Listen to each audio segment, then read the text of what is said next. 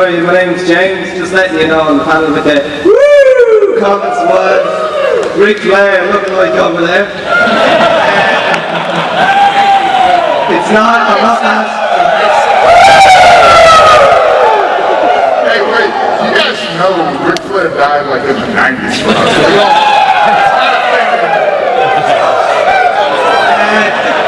Wait, that's what you pick up from American culture, really? Mine's not a question, it's a call out. Call out Forrest to see who would win in down the points. After, I'll take the two. See who does. I'm glad you asked. I'm up for that competition absolutely tonight. We're actually doing like a social media thing later. And if you follow what UFC something sort of UFC underscore the UK.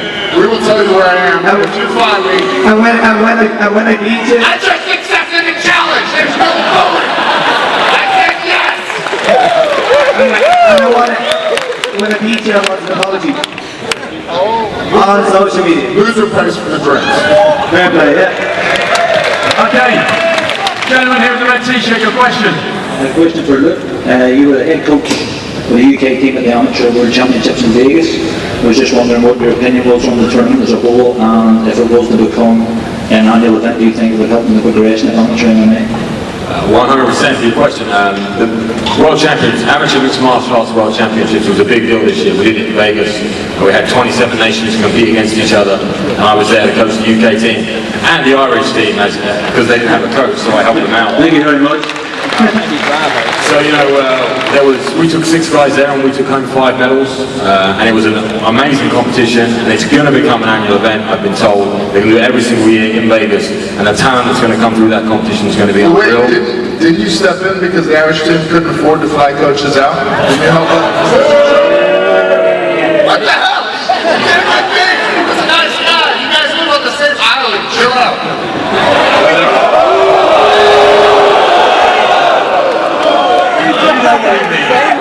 So close. They just struggled to get someone there, so I helped out with a couple of the fights. But yes, in answer, it's going to be huge things for amateur mixed martial arts, and it's going to take us forward in the sport and come towards the Olympic sport. Thank you very much. Okay, thank you. That was the Canadian Forrest Griffin. You are going to the red, please. Questions for Jimmy there. I'm just wondering, what bet did you lose after wear that waistcoat in here today?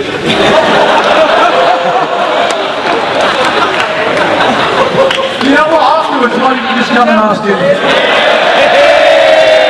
it work for you, you with the title. 2 people with the title, I feel blue Barnatt. How's it going? I'll see you backstage. How's it going? My name's Rory from Dublin. Welcome. Obviously there's been a lot of talk, a lot of questions about TJ Dillashaw with beating Burrell and then Anderson Silva losing to Weidman. I just want to know what your opinion is on how good Ronda Rousey is, and do you think that there's anyone coming through in the bantamweight division that can take the title off her?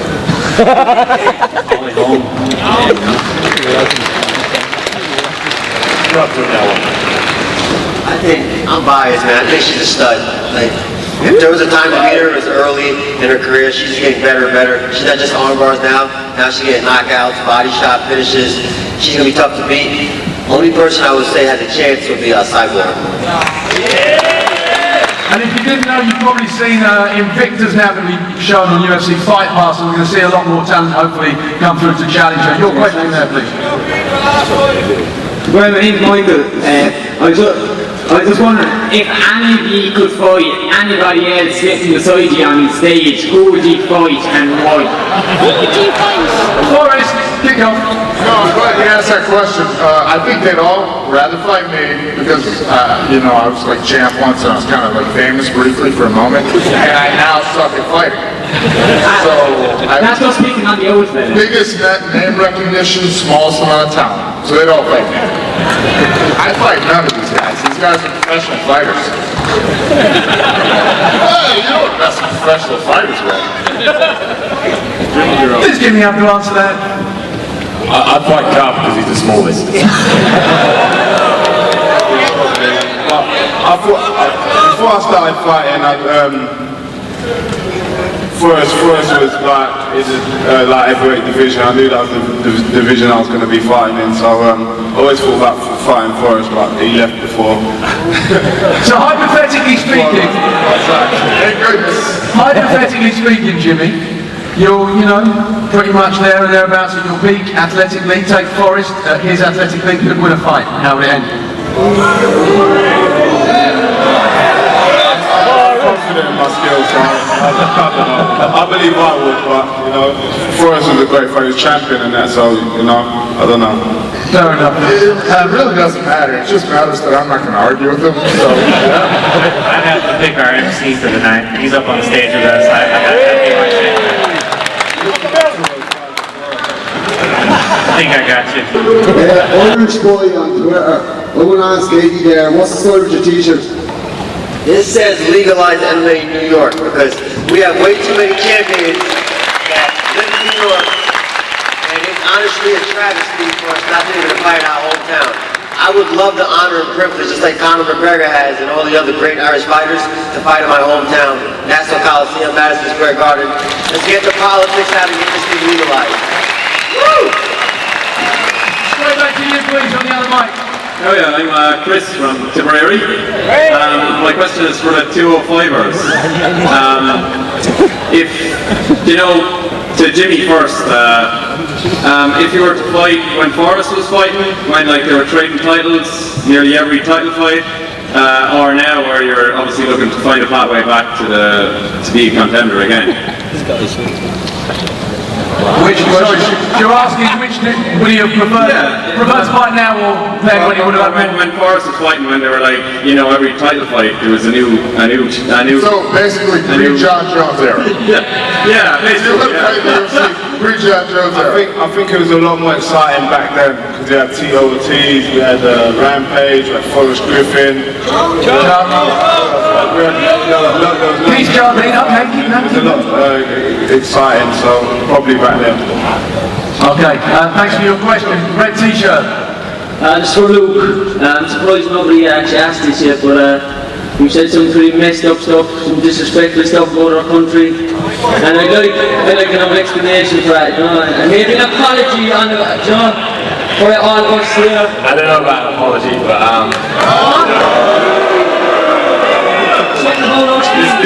this is the thing about this. Run, Forrest! There were some comments that were made, but do you know where those comments were made? You said something about UK should be a part of Ireland should be a part of the UK because nobody knows what it is. So. No, I did not say that. And you said you have more money in your bedroom than our country, so we're apparently poor. That is what I said, and I said it on a comedy podcast. It was on MMA Roasted, which is a comedy podcast. I made a joke about our nation. We've been telling jokes about Ireland, and you've been telling jokes about England my whole life. So it's just a bit of fun, You know there's banter between our nations, and I was just having fun on a podcast. Okay, we're going to go to you in the stripes, please.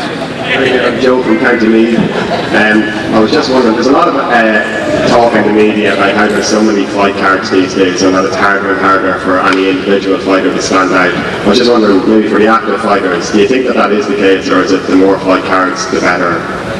I think so. There is more fighters employed by the UFC now than there has ever been. More people making a living and feeding their families. So bring on the cards. Let's get more cards, more money for the guys, and that's more moving. Thank you. We're going to stick with that microphone. You, sir. Dave from Dublin, and this is for Forrest. A lot of people view Anderson Silva as the best fighter in UFC history. When you were fighting, what was going through your head when you were looking at him? I was hoping that would come up twice. Whatever, twice. Hell yeah. What was going through your head when you were looking at him the other side of the ring? And did you honestly think he could beat him? You know what? I'll be honest with you. At the time, he was I really thought mistakenly that I could grind him and make him bleed and make him hurt and make him. So I was an idiot. Cheers.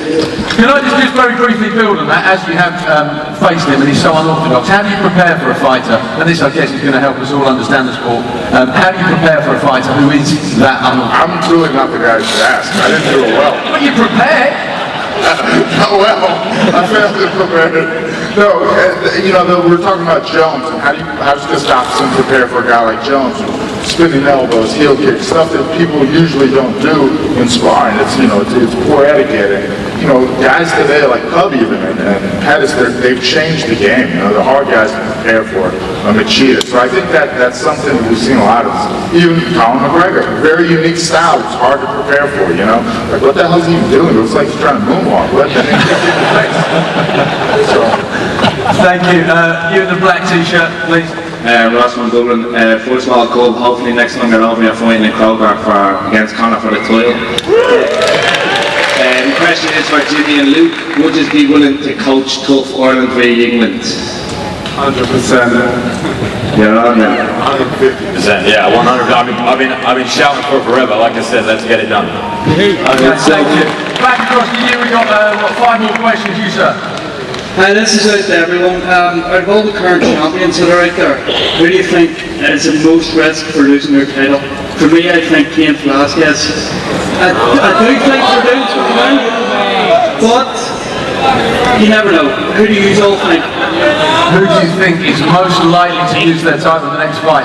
So you got. I think Johnny Hendricks. Okay. Forrest. Oh, do I have to answer that? I don't want to. Maybe. It's a good question. Jones. Maybe TJ Dillashaw. Maybe Kane. You know, I was thinking about Perdue has a great necktie and knees to the head.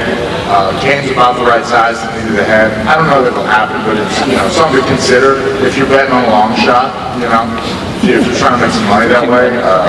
You know, the TJ Brown fight, that, you know, maybe something tragic happened to Burrell like a week before he had the worst cut. We don't know. You know, that's the cool thing about the sport is it's very unpredictable. So basically, I have no idea. Okay, we're actually, just because of time, thank you for your question. We want to get these last 4 guys in, so the man behind you in the green room. Mike from Mayo. Just wondering, like a clarification. Matthew says in his autobiography that Lee Murray knocked out Tito on the street in Manchester. Did it happen? Anybody? I heard that was true. That'll do. Straight back to you, the man with the... He slipped, he was injured, he had leather-soled shoes on. He suffered some sort of traumatic injury. Hi, my name is Peter from Kildare. My question is for Cobb. Cobb, I'm just wondering, I heard a lot of stories about yourself and Conor getting in the lift together there recently, and Conor told you they only flew you over so you could see a real #1 contender. My question is, did that really happen? And if it did, what was going through your head and what did you say back to him? I tried to give him some advice, and I told him, you know, hey man, just concentrate on your fight. You got a tough one coming up. And he didn't want to listen to my advice. And if I had went a step further, and the two of you had got fisticuffs in there, who would have exited the lift alive? You know, that's between me and him. Yeah, and he would have, I think. One more question, sorry, just for Forrest. Forrest, you tweeted earlier on that your bedroom neighbours in the hotel room beside you were having a little bit of a row. Did you ever find out what that was about? No, I didn't. I actually should have asked. You should have done the decent thing if I did. I should have said, hey, do you guys need anything? And did you know that sex is the best way to solve an argument? With them or with you?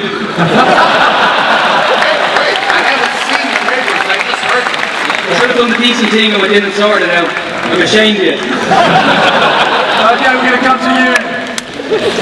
Matthew from South Wales. My question is for Jimmy. Big fan. You mentioned earlier on that you had 3 fights that you would like, or you thought you had 3 fights to get to the title. What would be your ideal 3 opponents to get to that title? I don't know. If you know me, I never call out names or anything. So anyone in the top 10, anyone. Anyone. Let me ask it another way around. Do you want to rematch with Gustafsson, whether or not he wins against Jones? Well, probably not, because I'm going to be training with him after. So, you know, anyone in the top 10.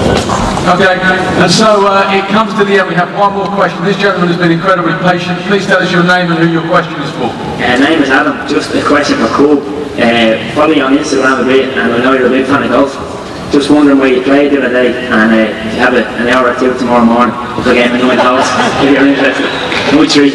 I've been thinking about it. I played a city course by the airport. I can't remember the name, like Salong or... Salong. Yeah, I played with some guys. Neil Sirius coach, his brother, and I just met a guy named Sharky. They were all cool.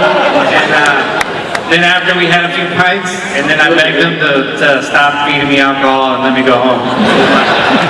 Is it a yes? A yes or no tomorrow? If the weather's better and I'm not hungover, I possibly will come. We'll all be hungover.